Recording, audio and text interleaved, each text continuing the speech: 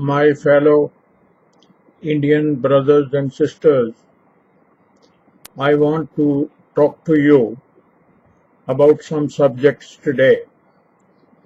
First one is the bullet train. Second one is making 100 new cities. Third one is cleanliness of Ganges, which Britishers used to say, and we call it Ganga. And most of us call it Ganga Ma. I want to say that in a country where the train service is so bad that it is a punishment to travel in the trains, to book even the ticket. There are big rows of people, and there are lot many agents, with sometimes the police people also standing there. And all railway employees seeing all this happening. Now to spend 7,000 or so, whatever it is, rupees to start a bullet train, why all Indians don't collect together and suggest to their representatives that first of all, the existing train services, the food, laboratories, the seats, the booking system should be reformed. That will be the best thing. And I will suggest it to the Honorable Railway Minister. The railway is the lifeline, they say, of India. Most of the Indians travel by rail. And if it is not reformed or put in order, it is a very bad story. There is no security. There are so many complaints about food, and so much of hooliganism is there. Trains are being stopped, trains are being stoned, and everywhere where the people do some show of force, they stop the rails. Sometimes Kisans, sometimes Gujars, sometimes Sikhs, sometimes on some other matters by various groups and parties, which is very bad. Firstly, they should understand that the passengers are not responsible for not fulfilling their aims and aspirations. It is up to the government, it is up to the management to do all. To spend so much of money on a bullet train which will run from Ahmedabad to Delhi will be a sheer wastage of money, because how many people will travel in bullet train? Because the fare will be almost equal to the airfare. So there is no use of such a train. It is redundant. We have not reached a state of development where we need such luxuries. Firstly, the government and the people and the departments and the management and the governance should see how the people are living. How many are sick? How many don't get even food in their tummies? How many are uneducated? How many don't have houses? How many don't have clothes to wear? How many are not having any employment to dwell upon? And they are all living in Bharat. India is going the bullet train way, and the Bharat is going naked and hungry and sick and uneducated. Now, this was my first point. I don't want to go into the minor details of this thing. Now, second thing is making new 100 cities, 100 cities. There are villages in India where there is no electricity, houses are kacha, they are afraid of flood, they don't have food, they don't have clean water, they don't have roads to go anywhere, they don't have any facilities like bus service or train service or taxi service or anything. They don't have schools in the vicinity. There are pools, water, mosquitoes, and so many things which a civilized person cannot tolerate. And if we say that we should have 100 more new cities, it seems to be a little an idea which is only for India, so that people leave the cities or the builders make the money who are already making a lot of money. This is very objectionable. First of all, the villages in Bihar, UP, the northeast India, South India, North India, wherever the villages don't have hospitals, don't have schools, don't have clean water, don't have laboratories, don't have electricity. First, it should be completed. When we are all on board, then we should think of making new cities, not now. Now, you see, one way goes to India, other way goes to Bharat. Bharat is very poor, Bharat is hungry, Bharat needs education, Bharat needs employment, Bharat needs food, Bharat needs clothes, Bharat needs so many things. So, unless we fulfill the desires and the requirements of Bharat, we should not travel to India. We are going too far. My third point is the cleanliness of river Ganga. I would say I am hearing for last 15 or 20 years about cleaning of Ganga. Now all the cities on the shores of Ganga are throwing their dirty water and their refusal in the river Ganga. People are throwing carcasses and even the dead people half burnt into river Ganges. They are also throwing so many things which petrify and they dirty Ganges.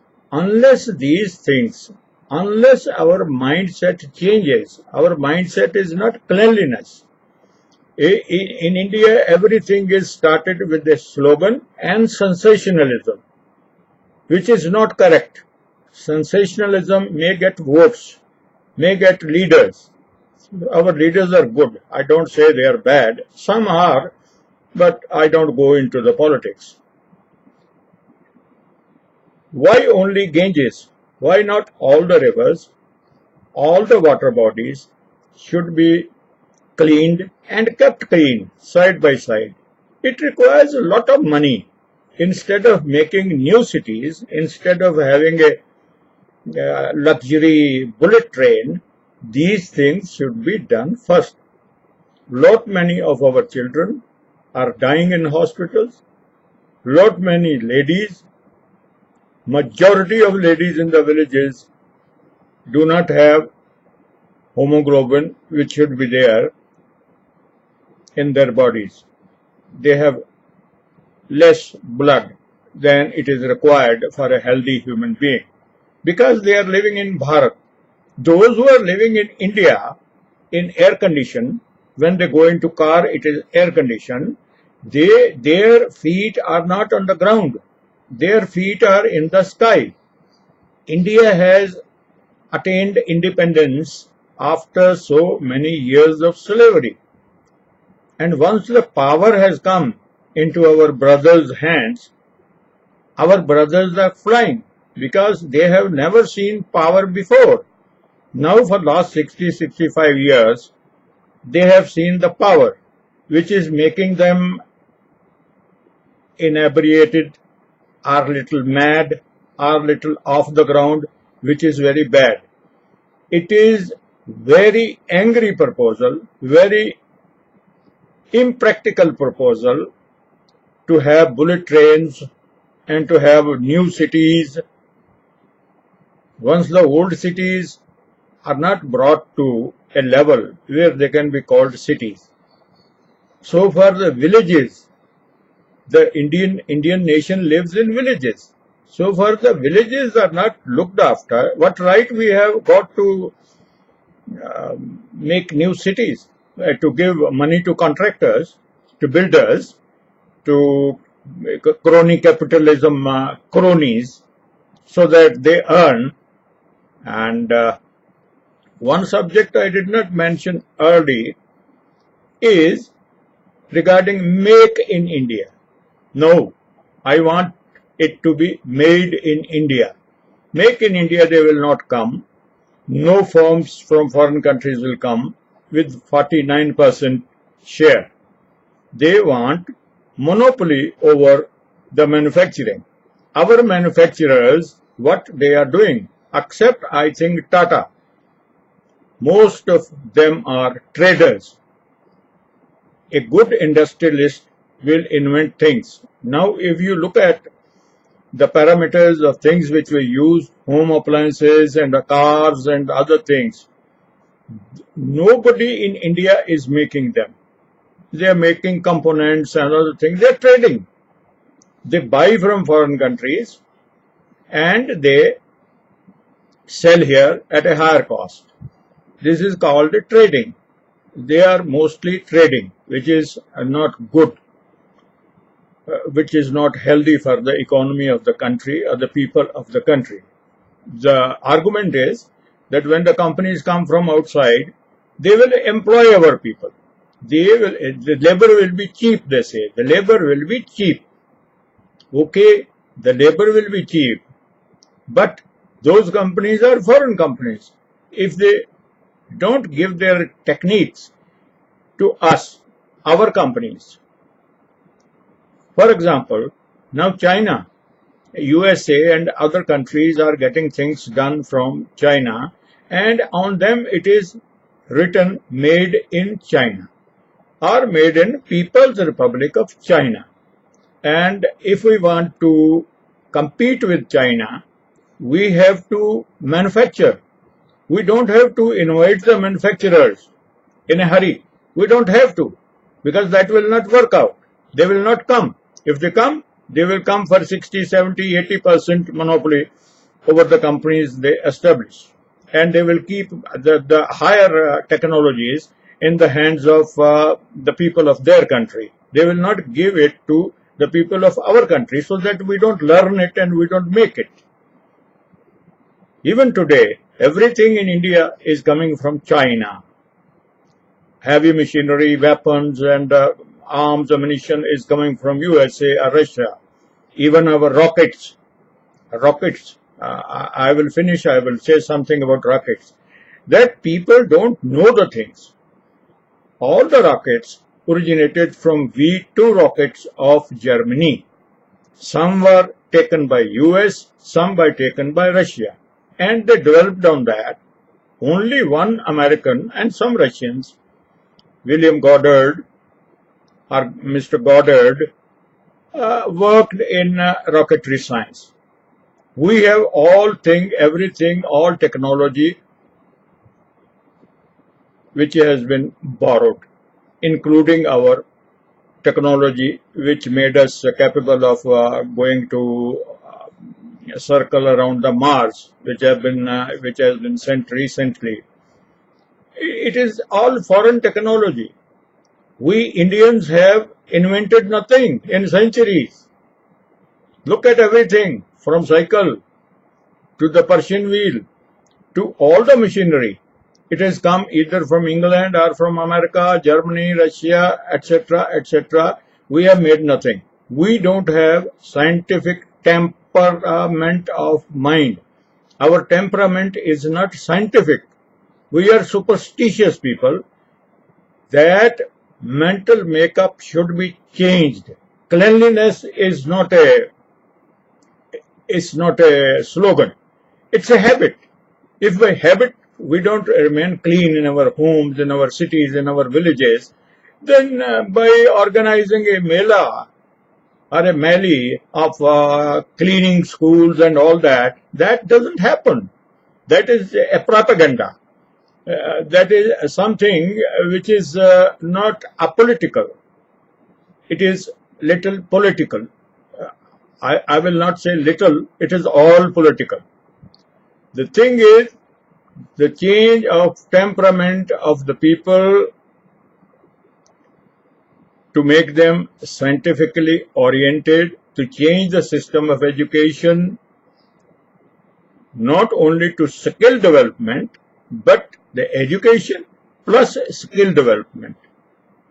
And these things can be done in a very comprehensive way if we look after these things. Our all aims should start from the person whose steps are the closest. The weakest man should be our aim. We should start everything from the weakest, not from the strongest. Then our philosophy of development will be okay. Everybody says development, or the Hindi version of it, Vikas, but nobody says what is development and what is Vikas. We have done development, we have got so many cars, and there is so much of pollution, and there is so many accidents, so many people die, there is no control. And now the control is going to happen in a nutshell, in a very crude way.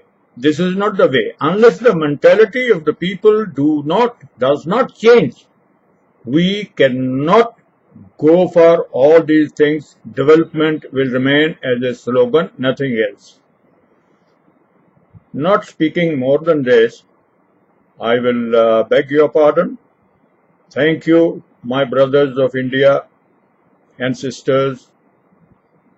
Jai Bharat, Jai India, Jai all Indians, and Jai those people who are working for India, who are the true patriots.